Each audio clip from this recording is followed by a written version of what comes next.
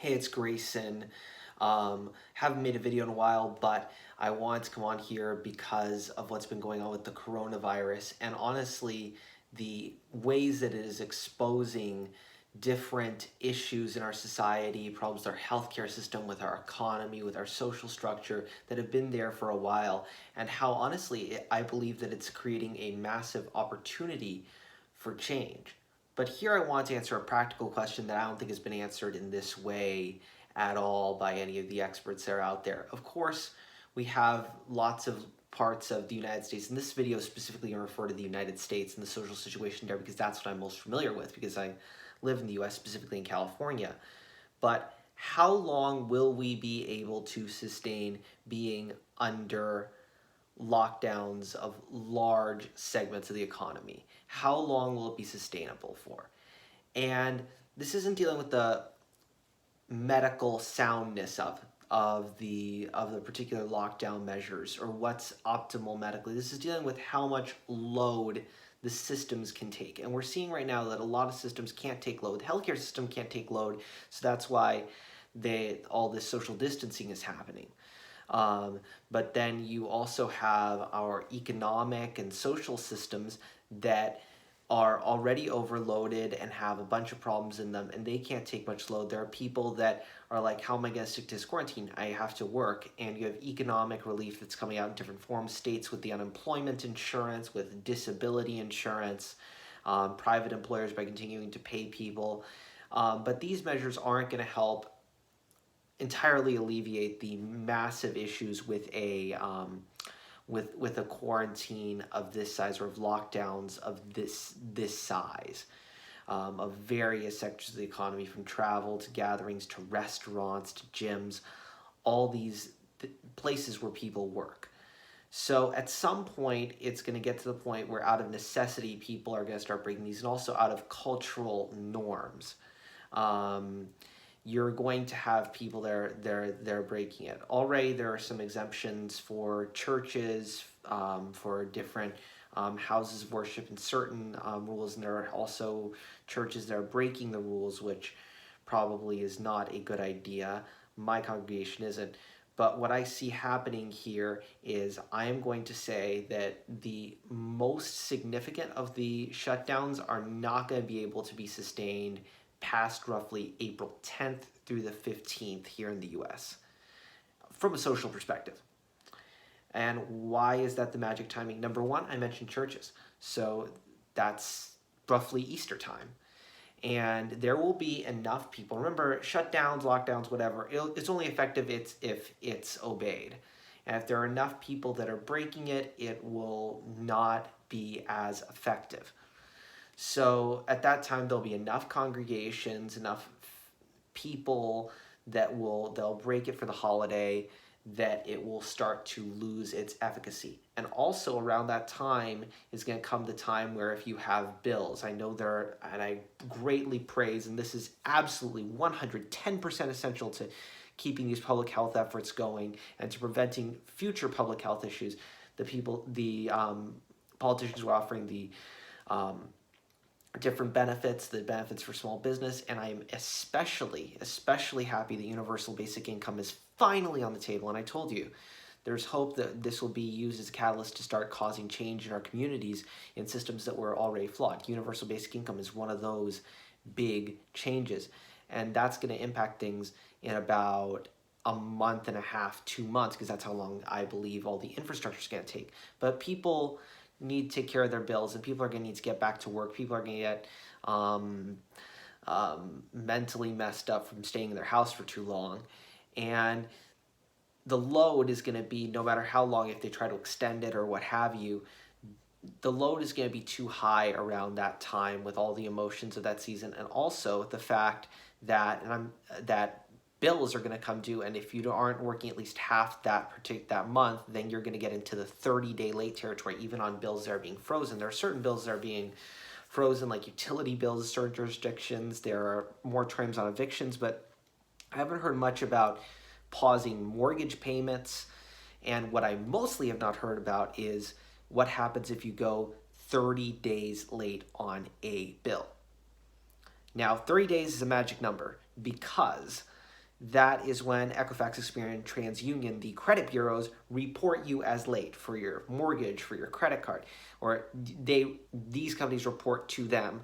I've heard about forbearance offerings, things like that, but in many of those cases, they'll still get reported to your credit, and a ding to people's credit is enough to get them very upset, especially when they're going to have a hard time finding jobs anyway, because employers still, mostly stupidly, check people's credit.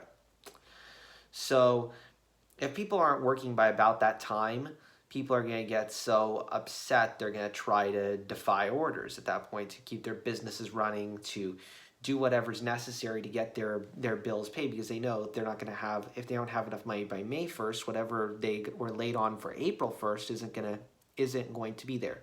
And then once you start to get closer to like April 20th through the 30th, that type of time, people are going to start to realize, oh no, I'm completely out of money. If the universal basic income money isn't already there, then people are going to start to run out, and there are going to be enough people. I'm not saying it's going to be the majority. I'm not saying it's going to be a large amount. I'm going to saying that it is enough people to make these large scale restrictions ineffectual. And this type of stress tends to bring out a lot of both positive and negative reactions to different types of systems, and people might start protesting. You might start getting people getting really upset. Look, there are already people getting violent at Costco over toilet paper. It's toilet paper. But people are getting violent over it. So that's going to be, the human element here is going to be the big element. We'll be able to sustain after that time different types of closures of certain segments of the economy, certain larger gatherings, probably sustainable with the universal basic income and other massive financial relief programs that should have been in place already for crises that already existed. With those, we'll be able to sustain them for maybe the 8 weeks that CDC is saying to do it, because enough people will be ameliorated if that money comes in time. And the issue here is not even, again, even if the majority of the population, even if 90% of the population has all their bills covered, everything's fine.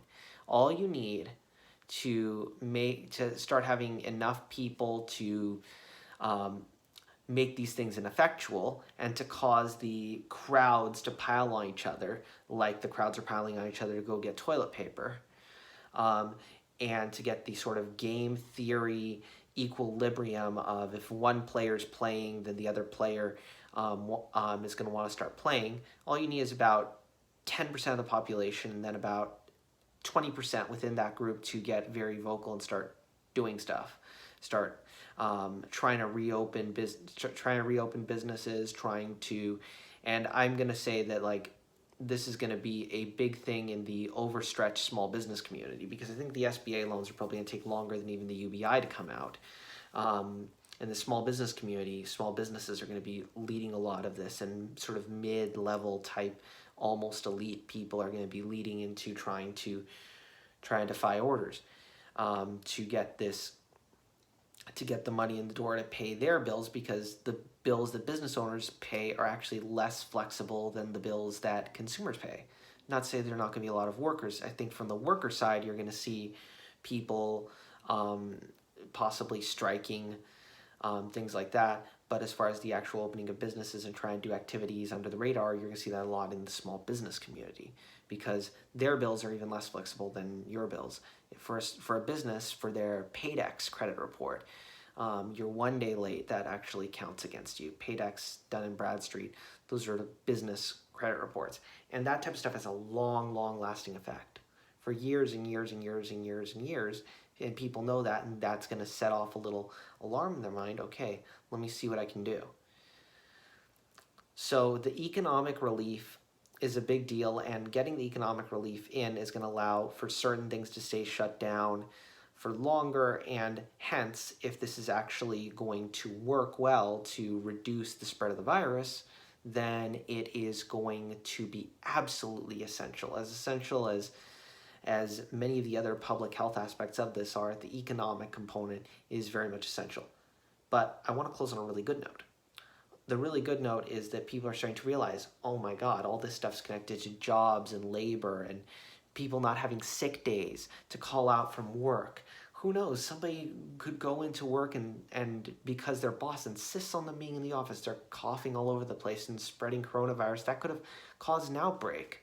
Who knows? The Life Care Center outbreak could have been a worker who was clearly too sick to come into work, but they were on some sort of temporary contract working in care facilities, which is sadly a thankless job in this country as far as the economics of it go, for care workers.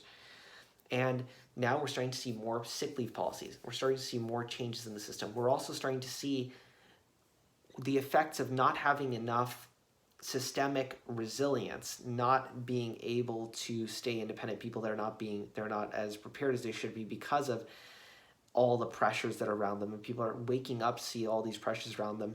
And I saw a good article saying that the facades of America are coming down right now. The facade of all the social control, all the ticketing people for minor stuff, putting people in jail for minor offenses that shouldn't be in jail, all of the random shutting people's water, shutting people's utilities off, people not having internet, all these random little items of social control are starting to come apart. And not to mention some of the bigger elements of social control, which is that people with the expertise in the healthcare space that could have done these tests were being blocked by a petty government and bureaucracy in doing these tests. And more people are going to wake up, more and more people are going to think. People are away from their jobs and they have time to think. When people have time to think, then you process all of this tension that's just building up in your body from all the stuff you're going through in the workplace, and you're realizing something's not right about this. And we can translate that into a positive vision for change, and we can see really anti-authoritarian solutions led by the people through this time and out of this time. And this is honestly, even though it's scary medically, I think this is probably one of the greatest times to see social change in our country. And my hope is that I'm going to be able to put up more content on the Fixer Punk podcast to go through a lot of these issues more in depth. www.fixerpunk.com. And that podcast is not yet up on the major podcast platforms. While I have some downtime, I'll probably get it to a state where I can submit it to all the major podcast platforms so you can subscribe to it just like any other podcast. And we'll be discussing some of the ways forward with a good level of peaceful mutual aid, mutual cooperation, and a good deal of the PMA, as Toby Morse would tell you is important. And no Toby Morse, sadly, he posted Toby Morse of the band H2O, big inspiration for a lot of my political thinking. Has a song called Empty Pockets, which will explain pretty much in a more hardcore way my theory as to how economics are going to shape this public health crisis. But he posted that if you were in the CBGB bathroom, you'd be immune to coronavirus. That joke is awesome, and I'm sort of too young to even be talking about it, but sadly, not quite how it works.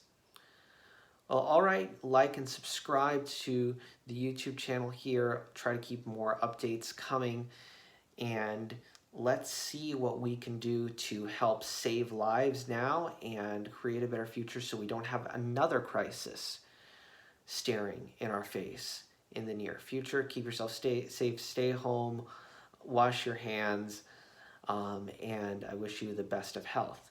Thank you, and God bless you.